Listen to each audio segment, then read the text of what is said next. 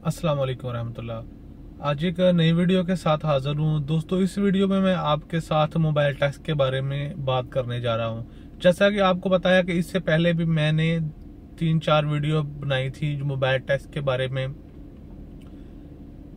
जो पहली वीडियो बनाई थी वो मोबाइल टैक्स के बारे में थी कि कितना टैक्स हमें पाकिस्तान में अगर हम जाते हैं तो हमें एयरपोर्ट पे कितना टैक्स अदा करना पड़ेगा, वो मैंने बताया था कि कौन से मोबाइल पे कितना टैक्स अदा करना पड़ेगा। और जो दूसरी वीडियो बनाई थी उसके बारे में, और जो दूसरी वीडियो बनाई थी वो मोबाइल टैक्स के बाय कार्ड के बारे में मैंने बनाई थी।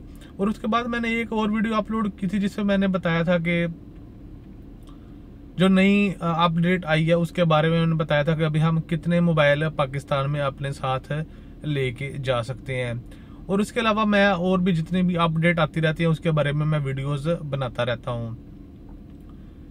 लेकिन ये वीडियो मैं इसलिए बना रहा हूँ क्योंकि काफी ज्यादा मैंने देखे वीडियोस के अंदर कमेंट्स आ रहे थे और काफी भाई उसमें ये बोल रहे थे मैं पाकिस्तान गया या मेरा भाई गया या मेरा कजन गया या मेरा दोस्त गया तो एयरपोर्ट के ऊपर कोई भी बंदा टैक्स लेने वाला नहीं है। ये सब जो खबरें हैं, सब इंफॉर्मेशन सारी झूठी होती हैं, इसमें कोई सदाकत नहीं है, सब झूठ है, कोई उधर टैक्स नहीं ले रहा।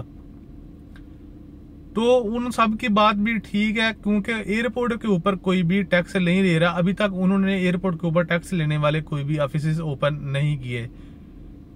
लेकिन मैं आपको एक बात बता दूं, अगर आप कोई मोबाइल इधर से लेके जाते हैं, अगर आप उसका टैक्स पे नहीं करते तो वो 1 महीने के बाद आपका जो वो मोबाइल है वो उधर बंद हो जाएगा। उसके बाद आप उस मोबाइल को यूज नहीं कर सकते। और दूसरी बात, अगर उसके बाद आप अपने मोबाइल को रजिस्ट्रेशन करवाने के लिए या टैक्स पे करने के लिए जाएंगे तो आपको उसके ऊपर काफी ज्यादा जुर्माना भी पे करना पड़ेगा।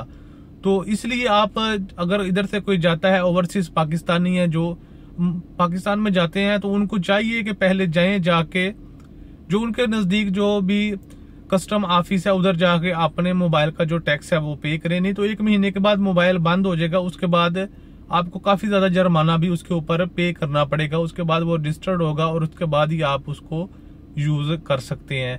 ये एक इन्फॉर्मेशन थी जो मैंने आपके साथ शेयर करनी थी क्योंकि मैंने काफी कमेंट्स देखी थी भाइयों की जो ये एतराज कर रहे थे कि उधर एयरपोर्ट्स के ऊपर तो कोई भी टैक्स लेने वाला नहीं है, तो आप ऐसे ही क्यों झूठी खबरें जो फैला रहे हैं, झूठी इन्फॉर्मेशन दे रहे हैं। लेकिन इसमें कोई तो ये सिर्फ मैंने यही बताना था कि ये कोई झूठी खबरें नहीं है। लेकिन अभी तक उन्होंने मेरे ख्याल से इस्लामाबाद एयरपोर्ट पे, कराची पे उन्होंने शुरू कर दिया ऑफिस, लेकिन अभी दूसरे शहरों में अभी तक कोई जो कस्टम के जो ऑफिस हैं वो शुरू नहीं किए, वो भी जल्दी शुरू हो जाएंगे।